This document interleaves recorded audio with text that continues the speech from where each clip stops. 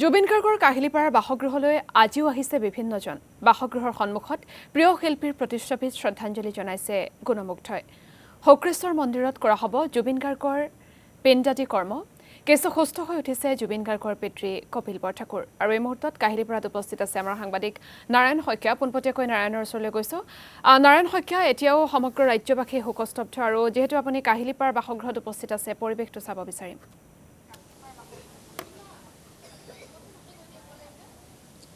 হয় আশংকা ইতিমধ্যে সকলো মৰ্মাহত, সকলোৱে শোকত ভাগি পৰিছে। সমগ্ৰ অসমবাসী আজি মৰ্মাহত প্ৰিয় শিল্পীগৰাকীক হেৰুৱাই।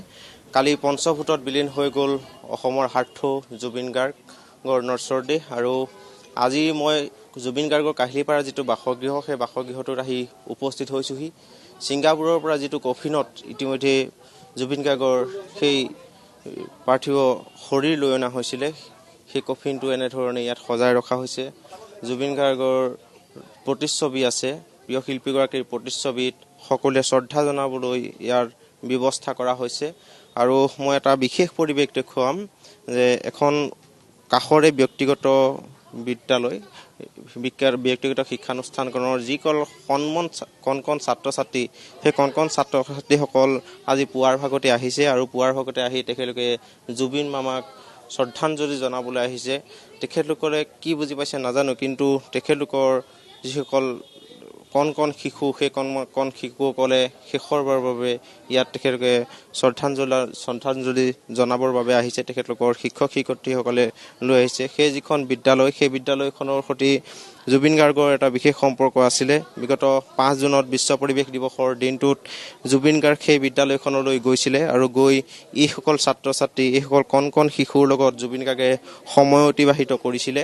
আৰু সেই যিসকল কণ শিশু, সেই কণ শিশুসকল ইতিমধ্যে ইয়ালৈ শ্ৰদ্ধাঞ্জলি জনাবলৈ আহিছে। মই সামগ্ৰিক পৰিৱেশটো দেখুৱাইছোঁ। সকলো শোকত বিহ্বল, সকলো শোকত ভাগি পৰা পৰিলক্ষিত হৈছে। আমি যিসকল শিক্ষয়িত্ৰী আছে, শিক্ষয়িত্ৰীসকলৰ পৰা কিছু মন্তব্য ল'বলৈ আমি চেষ্টা কৰিম। তেখেতলোকৰ ঘৰতে কিছু কথা পাতিবলৈ চেষ্টা কৰিম। বাইদেউ, আপোনাৰ ওচৰলৈ আহিছোঁ যে আপোনালোকৰ এই ছাত্ৰ ছাত্ৰীসকলক ইতিমধ্যে লৈ আহিছে। জুবিন গাৰ্গে তেখেতলোকৰ হাতত সময় কটাইছিলে, আজিৰ দিনটো তেখেতলোকে শ্ৰদ্ধাঞ্জলি জনাবলৈ আহিছে। আমি ভাবিছোঁ মানে সিহঁতে ইয়াতে আজিৰ দিনটো মানে অহাটো বহুত ইম্পৰ্টেণ্ট, কিয়কি সিহঁতেও মানে আজি যিহেতু সিহঁতে আজি বুজি নাপাব পাৰে যে কি হৈ আছে চিটুৱেশ্যনটো, কিন্তু আফটাৰ লাইক 10 years মানৰ পিছত সিহঁতে যেতিয়া এইটো চাব, মানে তেওঁ যে এনেকুৱা এটা ছুপাৰষ্টাৰ, এনেকৈ শিল্পীৰ এনেকুৱা দিনত যে তেওঁ মানে আহিবলৈ ইয়াতে মানে এটা পাৰ্ট হ'বলৈ পাৰিছে, সেইটো সিহঁতৰ কাৰণেও ব্লেছিংছ হয়। তো মানে আমি সেইটো সৌভাগ্য মানে সেইটো দিব বিচাৰোঁ আমাৰ বাচ্চাবোৰক। আৰু যিহেতু তেহেঁতৰ মনতো আছে যে সিহঁতৰ লগত যে টাইম স্পেণ্ড কৰিছে ইমান সময়, সিহঁতৰ সেই এদিনটোৱে মানে আজিলৈকে সিহঁতে ফটো দেখিলে এতিয়াও মানে মনত কৰে যে এইটো জুবিন মামা হয় বুলি। তো মানে আমি ভবাই নাছিলোঁ তেওঁ যে আমাৰ স্কুলত আহিব। আমি কোৱাৰ লগে লগে সিহঁতে মানে জুবিন দাই আহি গ'ল। যিহেতু মেনেজাৰে মানাও কৰি দিছিলে যে তেওঁৰ সময় নাই, আজি বহুত বিজি হ'ব, এনভাইৰনমেণ্ট ডে হয়, বাট ষ্টিল তেওঁ আমাৰ স্কুলত আহিছে, ইমান দেৰি সময় মানে স্পেণ্ড কৰিছে আমাৰ লগত। সেইটো দিন আমি মানে আমাৰ কাৰণে এটা মেমৰেবল দিন, মানে তো আমি কেতিয়াও পাহৰি। ছাত্ৰ ছাত্ৰীসকলৰ লগত তেখেতলোকে কটাইছিলে 45-50 মিনিটছ আমাৰ লগত থাকিছে, মানে যিটো মানে তেতিয়া আমাৰ 2টা বাজি গৈছিলে। তেওঁ বহুত ব্যস্ত, জাষ্ট ঘৰৰ পৰা ওলাইছে। এনভাইৰনমেণ্ট ডে দিনাখন আপোনালোকে জানে তেওঁ কিমান ব্যস্ত থাকিছিলে। তো সেইদিনাখনো মানে তেওঁ যে ইমান সময় আমাক দিছে, সেইটো মানে আমাৰ কাৰণে বহুত ডাঙৰ এটা কথা মানে। কৰিছোঁ। আৰু সেই বিদ্যালয়খনৰ শিক্ষয়িত্ৰীয়ে ইতিমধ্যে জনাইছে যে বিশ্ব পৰিৱেশৰ দিৱসৰ দিনটোত জুবিন গাৰ্গে প্ৰায় 50 মিনিট সময় তাত আছিলে। আৰু সেইসকল কণ ছাত্ৰ ছাত্ৰী, কণ শিশুসকলৰ লগত সময় অতিবাহিত কৰিছিলে। আমি সেই পৰিৱেশটো দেখুৱাইছোঁ। তেখেতলোক আহিছিলে। কি নাম তোমাৰ? জুবিন মামাক লগ পাইছিলা? কেতিয়া লগ পাইছিলা? এইসকল কণ শিশুসকলে শ্ৰদ্ধাঞ্জলি জনাবলৈ আহিছে। যিটো কাহিলীপাৰাৰ বাসগৃহ, সেই বাসগৃহৰ সন্মুখত তেখেতলোকে শ্ৰদ্ধাঞ্জলি জনাইছে। আৰু ইয়াৰ যিসকল লোক, তেখেতলোকৰ পৰা আমি মন্তব্য ল'বলৈ চেষ্টা কৰিম। আৰু এটা কথা আমি জনাব বিচাৰিছোঁ যে আজি শুক্লেশ্বৰ ঘাটত জুবিন গাৰ্গৰ পিণ্ডাদি কৰ্ম যিখিনি আছে, সেই পিণ্ডাদি কৰ্মখিনি কৰা হ'ব আৰু কিছু সময়ৰ পিছতে তেখেতৰ পৰিয়ালে শুক্লেশ্বৰ ঘাটলৈ যাব আৰু শুক্লেশ্বৰ ঘাটত গৈ তেখেতৰ পিণ্ডদায়ী কৰ্মখিনি কৰিব আৰু শিক্ষয়িত্ৰী আছে আমি তেখেতলোকৰ পৰাও কিছু মন্তব্য ল'বলৈ আমি চেষ্টা কৰিম। বহুত ভালকৈ থাকিছিলে, এতিয়া বিলিভে হোৱা নাই এই বস্তুটো, বহুত টান হৈছে মানে একদম ভাবিব নোৱাৰি এই বস্তুটো। আমাৰ স্কুলত এনভাইৰনমেণ্ট ডে চেলিব্ৰেট কৰিছিলে, তেতিয়া আমি মাতিব আহিছিলোঁ আৰু 5 মিনিটত জুবিন দাই ক'লে অঁ আহি আছোঁ দিয়া। মানে আমাক মেনেজাৰেও ক'লে কি ইমান আজিৰ দিনটো পূৰা বিজি আহিব নোৱাৰিব, কিন্তু জুবিন দাই একবাৰতে ক'লে নহয় আহিম দিয়া মই, আৰু একদম 5 মিনিটত গ'লে আমাৰ স্কুলত। মোৰ দেন আপোনাৰ 40-45 মিনিটছ আমাৰ স্কুলত আছিলে, বাচ্চাৰ লগত ইণ্টাৰেক্ট কৰিছে, আমাৰ লগত প্লান্টেশ্যন কৰিছে, কাৰণ বহুত ভাল পাইছিলে প্লান্টেশ্যন কৰি, আৰু আমাৰ এনভাইৰনমেণ্ট ডে আছিলে। চ' এতিয়া এইবিলাক শুনি আৰু ইয়াতে সদায় গৈ থাকোঁতে আজি আহাৰে মন যোৱা নাই ৰাস্তাটো, ইমান বেয়া লাগিছে। আজি আমনি কৰে এইটো আমি ফটোবিলাক চাই আছোঁ, এতিয়া বিলিভে হোৱা নাই এই মানুহটো যে নাই আমাৰ ওচৰত, ইমান ডাঙৰ এটা লছ হ'ল আমাৰ।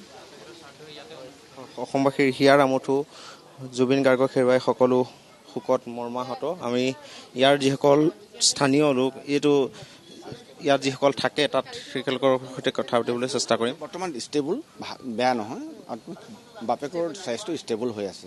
ইয়াতে আছে এতিয়া আছে ইয়াতে আছে।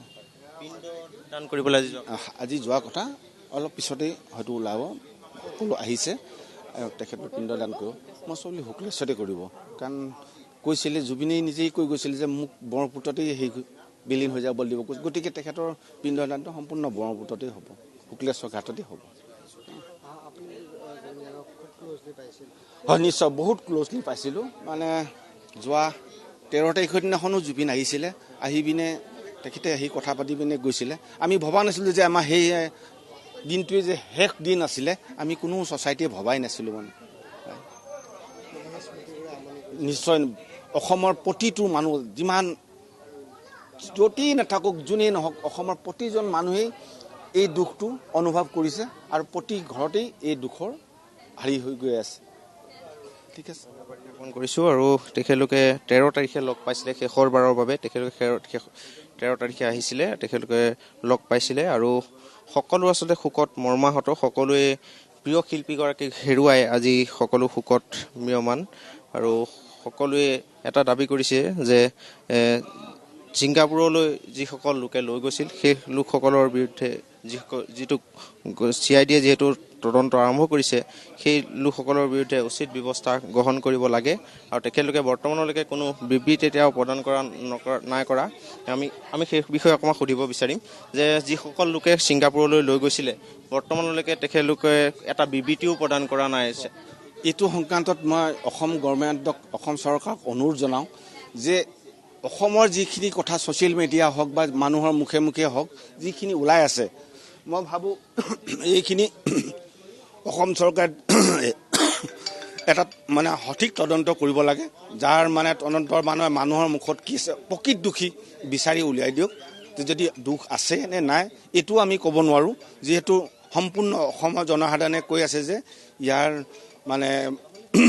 এজন কালপিত আছে, সেই কালপিতজন যেন বিচাৰি উলিয়াওক। আমি তাৰে কামনা কৰোঁ অসম চৰকাৰক যে প্ৰকৃত দোষী কোনজন আছে সেইকেইজনক যাতে উলিয়াব লাগে। তেখেতলোকে জানে যে তেখেতৰ পানী আৰু জুইৰ মাজত তেখেতৰ বিৰাট ডক্টৰে সতৰ্কবাণী দি থোৱা আছে, তেখেতলোকে কিন্তু এইটো কৰিব নালাগিছিল। মই ভাবোঁ কোন দোষী কোন সুখী মই সেইটো নাজানো, কিন্তু অসম চৰকাৰে ইয়াৰ দোষী কোন আছে যাতে কোনো পৰিস্থিতি নহওক তাৰ কাৰণে আমি কামনা কৰোঁ, বিচাৰ কৰি পিনে আমাক সমাধান কৰি দিব লাগে। ধন্যবাদ জ্ঞাপন কৰিছোঁ। আৰু লোক আছে তেখেতলোকৰ পৰা ছাৰ নক'ব, মই এই প্লেটত আহি থাকোঁ, আমাৰ দেৱজিৎ সন্দিকৈ ছাৰ আছে ইয়াত, সেই সত্ৰেটোকো লগ পাই থাকোঁ। কিন্তু আজি 8 দিন ধৰি বহুত আন্তৰিকতাৰে এই প্ৰগ্ৰেমবিলাকত আছোঁ। আমি এটা সম্পদ হেৰাইছোঁ, সেই কথা হয়তো ৰাজনৈতিক পাখা খেল খেলা মানুহে বুজি পোৱা নাই। আৰু ইয়াৰ পৰা যে এটা বিৰাট ডাঙৰ আন্দোলন, বৃহৎ আন্দোলন এটা হ'ব, সেই কথাটো ইতিমধ্যে আমি প্ৰমাণ পাইছোঁ। কিন্তু হেমন্তই ভাবিছে আমি পুৰি পেলালোঁ, সমস্যাটো সমাধা হৈ গ'ল। কিন্তু এই বিষয়ে মানুহজনে সামান্য ভুলৰ পৰা ফিৰিঙিতি খাণ্ডৱদা হ'ব পাৰে সেই কথাটো তেওঁ জানিব লাগে আৰু মই ভাবোঁ আমি এটা কেৱল জুবিন গাৰ্গক হেৰুৱাই আমি হয়তো হতভম্ব হোৱা নাই আমি এটা মানে এনেকুৱা সামাজিক মাধ্যমত সোমাই পৰিছোঁ য'ত টকা ঘৰ বাৰী মাটি বাৰী বাংলা এইবিলাকেই মানে ডাঙৰ সৰ্বোচ্চ স্থান পাইছে মানৱীয়তা নৈতিকতা এইবিলাক যেন আমি হেৰাই পেলাইছোঁ ক'ৰবাত তেওঁ যে কৈছিলে মানে মোৰ কোনো জাতি নাই মোৰ কোনো ধৰ্ম নাই মই কাঞ্চনজংঘা হ'ল আটাইতকৈ ওখ এটা শৃংগ সেই শৃংগত পদাৰ্পণ কৰিবলৈ তেওঁৰ নিচিনা মানুহ আৰু নোলাব আৰু হয়তো ৰাজনীতিৰ সেই ধৰ্মক যিসকলে সান্দহ খোৱা বালিৰ নিচিনা ব্যৱহাৰ কৰে তেওঁলোকে হয়তো নাজানে এটা মানে ধৰ্মনিৰপেক্ষ সংবিধানত তেওঁলোকে শপত খাই সকলোকে সমান চকুৰে চাম বুলি লৈ গৈছিলে শ্যাম কানু মহন্ত সিদ্ধাৰ্থ শৰ্মা তেখেতৰ মেনেজাৰ হয় নাৰায়ণ শইকীয়া আপোনাক এই মুহূৰ্তত ধন্যবাদ জ্ঞাপন কৰিছোঁ আপুনি কাহিলীপাৰা বাসগৃহৰ পৰা পৰিৱেশ দেখুৱালে আৰু আজিও কাহিলীপাৰা বাসগৃহত অজস্ৰ অনুৰাগীৰ ভিৰ কণ কণ ছাত্ৰ ছাত্ৰীসকল আহিছে জুবিন গাৰ্গৰ অনুৰাগীসকল আহিছে গুণমুগ্ধসকল আহিছে আৰু আজিও তেওঁলোকে শোকত ম্ৰিয়মান হৈ আছে আৰু শ্ৰদ্ধাঞ্জলি জ্ঞাপন কৰিছে প্ৰতিচ্ছবিত